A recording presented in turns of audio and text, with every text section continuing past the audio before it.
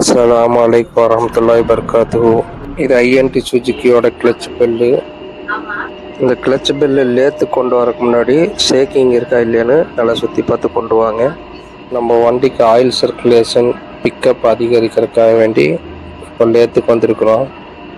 இது ஹோல்ஸ் போடுறதுனால என்ன ஆகுன்னா ஆயில் சர்க்குலேஷன் அதிகமாகும், பிக்கப்பும் நல்லா இருக்கும். இது 3 டைப்பில் ஹோல்ஸ் போடலாம். ஃபஸ்ட்டு டைப் எப்படின்னு பார்த்தீங்கன்னா, ஒன்று விட்டு ஒன்று ஹோல்ஸ் போடுறது, இன்னொன்று ஃபுல்லாக எல்லா இடத்துலையும் நீங்கள் ஹோல்ஸ் போடுறது.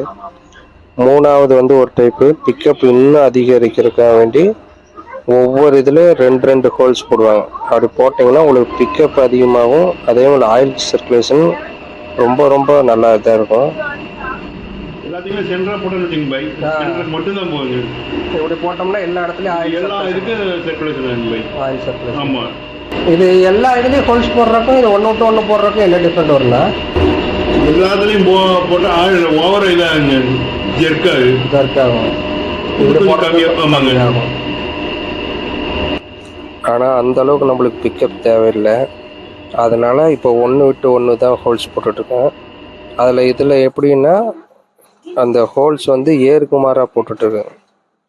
ஒரு ஹோல்ஸு சென்டரில் போட்டோம்னா இன்னொரு இதில் வந்து பார்த்திங்கன்னா சைடில் அப்படி மேலே அப்படி ஒரு நாள் என்ன ஆகுன்னா ஆயில் சர்க்குலேஷன் ஒரே இடத்துல இல்லாமல் எல்லா இடத்துலையும் போயிட்டு வரும்.